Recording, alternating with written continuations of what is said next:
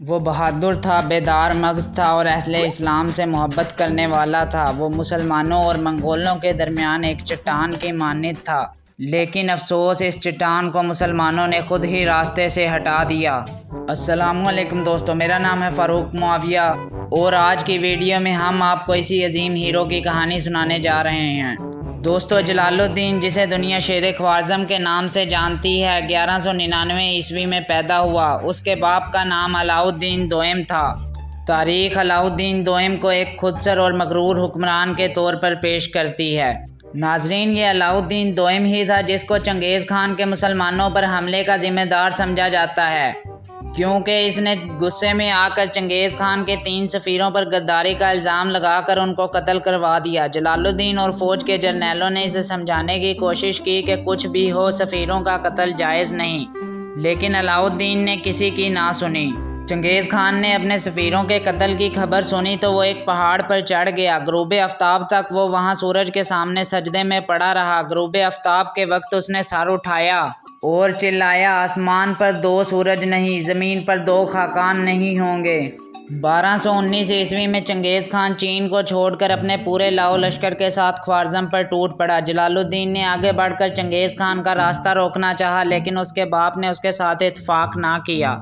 अलाउद्दीन का ख्याल था कि हमें चंगेज़ खान को समरकंद और बुखारा की अफवाज से लड़ने देना चाहिए। जब वो इनसे लड़कर कमज़ोर हो जाएगा तो हम उन्हें तबाह कर देंगे, लेकिन ये तदबीर कारगर ना हुई। चंगेज़ खान ने समरकंद और बुखारा की अफवाज को तहस नहस कर दिया। अलाउद्दीन चंगेज़ खान के इन फतोहात से इतना खाइफ हुआ कि वो आवाम को चंगेज़ खान के मुकाबले में तनहा छोड़कर भाग गया और गुमनामी में किसी जजीरे में मर गया। इसके बाद जलालुद्दीन ख्वारज़म का बादशाह बना। वो एक डूबती हुई सल्तनत का आखिरी ताज था, लेकिन उसने इस हाल में भी मंगोलों को चैन का सांस न लेने दिया। दिन के वक्त उसके सिपाही मंगोलों पर तीर बरसाते और रात के वक्त उनके खेमे जला देते, लेकिन जलालुद्दीन की ये कोशिश जंग का पांसा ना पलट सकी। चंगेज़ खान की कसीर तादाद और गद्दारों की चालों की वजह से जलालुद्दीन मुसलसल पीछे हटता रहा। पीछे हटता हटता वो अफ़गानिस्तान तक जहाँ पहुँचा। अफ़गानिस्तान में उसने तुर्कों और ताजिक सरदारों को साथ मिलाकर एक अजीम फ़ौज तश्कील दी। इस फ़ौज के साथ उसने चंगेज़ खान की ज़िंदगी की बदतरीन शिकस्त दी। यहाँ पर मैं एक बात बताता चलूँ, कुछ लोग समझते हैं कि जलालुद्दीन ने चंगेज़ खान को सिर्फ एक शिकस्त दी, लेकिन यहाँ हमें एक बात जहन नशीन कर लेनी चाहिए कि अगर जलालुद्दीन किसी एक मुकाम पर पीछे हटता तो वो अगले दिन किसी दूसरे मुकाम पर मंगोलों को पीछे हटने पर मजबूर कर देता।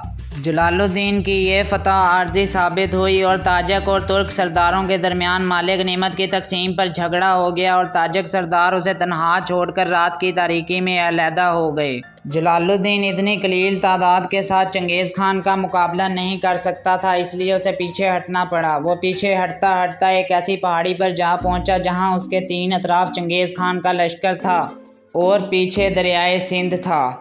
जलालुद्दीन ने डट कर मुकाबला किया, लेकिन इतनी बड़ी फ़ौज के सामने उसकी पेश ना गई। चंगेज़ खान ने उसको ज़िंदा पकड़ने का हुक्म दिया, लेकिन जलालुद्दीन ने अपने घोड़े समेत 60 फुट की बुलंदी से दरियाए सिंध में छलांग लगा दी। चंगेज़ खान, जो अब तक खड़ा मुस्कुरा रहा था, ये मंजर देखकर सख्त हैरत ज़दा हो गया और उसकी मुस्कुराहट परेशानी में तब्दील हो गई। जब उसकी फ़ौज पहाड़ी पर चढ़कर जलालुद्दीन की तरफ इशारा करने लगी तो वो भागता हुआ पहाड़ी पर चढ़ा। इतनी देर तक जलालुद्दीन दरिया पार कर चुका था और दरिया के पार खड़े होकर उसने चंगेज़ खान पर एक तंज़िया मुस्कुराहट से निगाह डाली। चंगेज़ खान ये मंजर देखकर इंतहाई हैरत ज़दा हुआ और वो बोला, खुशकिस्मत है वो बाप जिसका बेटा जलालुद्दीन जैसा हो। मुबारक है उन माओं को जो ऐसे शेरों को दूध पिलाती हैं। उसने कहा, अगर जलालुद्दीन मेरा बेटा होता तो मैं पूरी दुनिया फतह कर लेता। इसके बाद जलालुद्दीन दिल्ली पहुंचा और दिल्ली के सुल्तान अल्तमश से मदद मांगी, लेकिन सुल्तान अल्तमश ने भी मंगोलों के डर से जलालुद्दीन की मदद करने से इनकार कर दिया। जलालुद्दीन 3 साल तक हिंदुस्तान में रहा और हिंदुस्तान में मुख्तलिफ हुक्मरानों के साथ उसकी जंगें चलती रही। 3 साल बाद वो वापस ख्वारज़म की तरफ बढ़ा, लेकिन इस बार उसका मुकाबला मंगोलों के साथ नहीं बल्कि ख़ुद मुसलमानों के साथ ही था। सल्जूकी और अब्बासी, जो अलहदा जलालुद्दीन से शिकस्त खा चुके थे, अब की बार एक मुतहिदा मुहाज़ बनाकर सुल्तान जलालुद्दीन ख्वारज़म शाह के मुकाबले में आए। और यूं शेर ख्वारिज़म ने अपनी ज़िंदगी की आखिरी शिकस्त मुसलमानों के हाथों ही खाई। इसके बाद जलालुद्दीन अपने सिपाहियों को तन्हा छोड़कर एक तरफ रोपोश हो गया।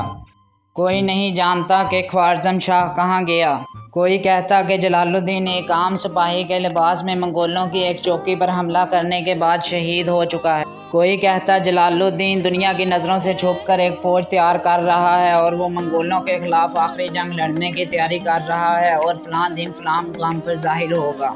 इस तरह की अफवाहें मंगोलों के लिए बड़ी परेशान कुन थी। उन्होंने जलालुद्दीन की तलाश में सैकड़ों बस्तियां बर्बाद कर दी। सैकड़ों आदमियों को जलालुद्दीन समझकर मौत के घाट उतार दिया। लेकिन जैसे जैसे वक्त गुजरता गया दुनिया को यकीन होता गया कि शेर ख्वारिज़म अब इस दुनिया में नहीं। दोस्तों, उम्मीद है आपको ये वीडियो पसंद आई होगी। अगर आपको वीडियो पसंद आई है तो वीडियो को लाइक और शेयर करें और चैनल को सब्सक्राइब ज़रूर करें ताकि इस तरह की इंफॉर्मेटिव वीडियोज़ बिला ताख़ीर आप तक पहुँचती रहें।